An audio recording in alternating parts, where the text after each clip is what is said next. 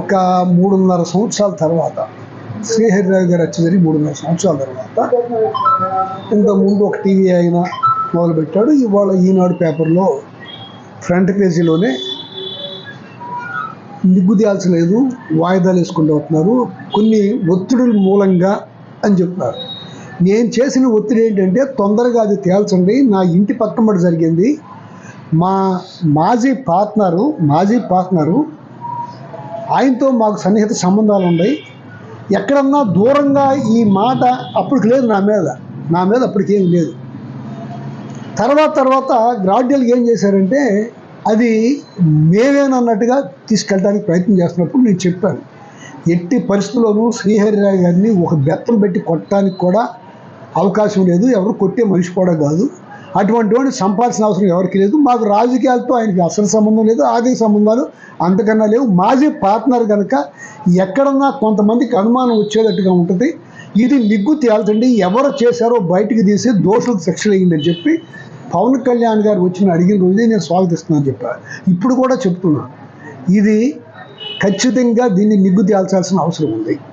దీన్ని నానబెట్టి నా మీద ఏదో పుకారులు లేపి అల్లరి చేసి నేనే ఏదో చేయించినట్టుగా, నా మిత్రుడు చేసినట్టుగా, మేమిద్దరం కలిసి చేసినట్టుగా తీసుకెళ్ళడం అనేది పచ్చి అబద్ధం, అభూత కల్పన. నేను ఇంతకుముందే చెప్పా, మనుషులను బతికించడానికి, ప్రాణాలు కాపాడటానికి ప్రయత్నం చేసిన తప్ప ఇంకోటి కానే కాదు. ఈ వయసులో కూడా కరోనాను లెక్క చేసుకోకుండా పబ్లిక్లో తిరిగి మనుషులకి సహాయం చేసే పనిలో మేము ఉంటే, శ్రీహరిరావు ఒక డాక్టర్ హత్య చేస్తే అది మేము చేసామనే దానికి ఇవాళ తీసుకెళ్ళడం అనేది ఘోరమైన విషయం. దాంట్లో ఒక మాట మాట్లాడతారు, ఎవరు చంపారు, ఎవరు చేయించారు, తేల్చాల్సింది ఎవరు, పోలీసు వారు తేల్చాలి.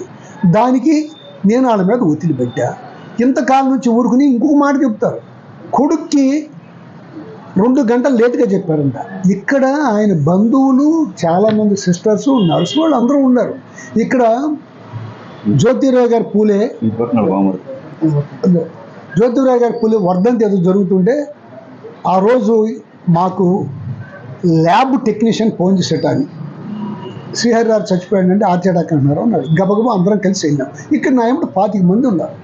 ఈ 25 మంది వెళ్తుంటే ఇంకెవరిని వచ్చారంటే ఎవరు రాదు. ఈ లోపల అలా బామ్మర్ది భార్య వచ్చింది, ఆమెతో పాటు లోపలికి వెళ్ళాం. మన వాళ్ళు పైకి వెళ్ళగానే లోపలికి వెళ్ళి తొంగుని చూసి, అమ్మో ఇది మర్డర్రా, ఏమి అంటుకోబాకనున్నారు, ఏమీ అక్కడ అంటుకోలే. దాన్ని ఏమంటారంటే 25 మందిని ఎంబడేసుకెళ్ళి చెరిపేశారంట. ఆ చంపినోడు రాత్రిపూట అన్నీ చెరిపేసిపోయాడు, అది ఇది ఎత్తుకుపోయాడు, సీసీ కెమెరాల మానిటర్ ఎత్తుకుపోయాడు. ఇవన్నీ ఉండగా నేను 25 మంది వేసుకెళ్ళి చేశాను చెప్తాను. 25 మంది ఉన్నారు అక్కడ, 25 మందిని ఎంక్వైరీ చేయండి, నిగ్గు తేల్చండి. ఇవాళకి కూడా నేను ఒక మాట చెప్తున్నా, ఇవాళకి కూడా దీన్ని ప్రొలాంగ్ చేయకుండా, అల్లరి చేయకుండా నిగ్గు తేల్చండి. ఇవాళ మొన్న నేను అవనగడ్డలో సంగతులు మాట్లాడితే, అవనగడ్డలో జరుగుతున్న దారుణాల గురించి మాట్లాడితే, ఇసుక, మట్టి, బియ్యం దోపిడీలు, ఆ కుటుంబ సభ్యులకి సంబంధం ఉందని మాట్లాడితే ఇవాళ పేపర్లు, ఈనాడు పేపర్లు ఈ వార్త ఏంటిది అంటే నిన్నేమీ మాట్లాడకూడదా, ప్రతిపక్షం వాళ్ళు నిన్నేం అనకూడదు, జరిగే విషయాలు చెప్పకూడదా, జరిగితే మమ్మల్ని మర్డర్ కేసులు పెట్టి భయపెడతా?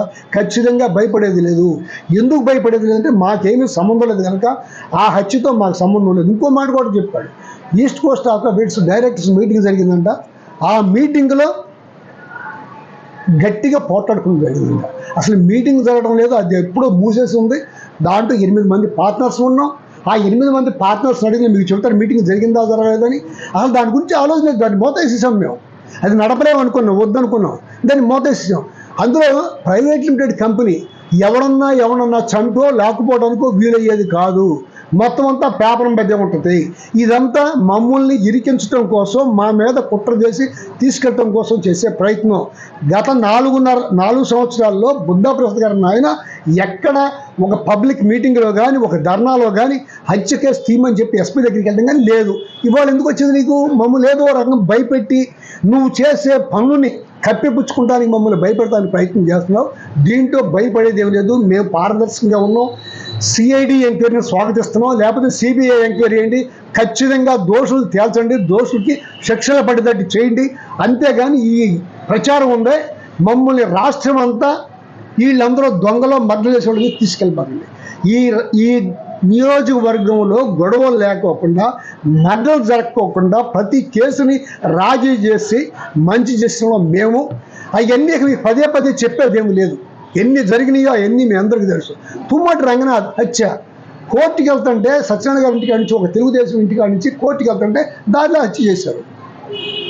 వేణుగోపాలపురంలో 5-7 మర్డర్లు, యాగనూరులో మర్డర్లు, పడవట బ్రహ్మ హత్య, కన్నా జనార్దన్ ఆయన వ్యతిరేక నీ పార్టీలో చేరిన తర్వాత నీ దగ్గరికి వచ్చిన తర్వాత హత్య చేయించారు. ఇవన్నిటిని కప్పిపెట్టుకుని ఒక హత్య ఏదో జరిగిన దాన్ని ఎందుకు జరిగిందో తెలియదు, దాన్ని బయటకు తీయండి. తీసుకోకుండా నా మీద నిండేసి కప్పెట్టుకున్నావు. నేను కూడా ఈ విషయాలన్నింటినీ చెబుతాను, మాట్లాడతాను. నేను ఎప్పుడూ సంసిద్ధంగా ఉన్నాను. సిఐడి ఎంక్వైరీకి క్యాచ్ చేసినా పిలిచినా చెప్పి నేను అది సహకరిస్తాను. దీన్ని బయట దిమ్మని నేను కోరుకున్నా. అంతేగాని మా మీద ఇటువంటి పుకార్లు ఎన్ని వేయటం అనేది రైట్ కాదు, అది పద్ధతి కాదు.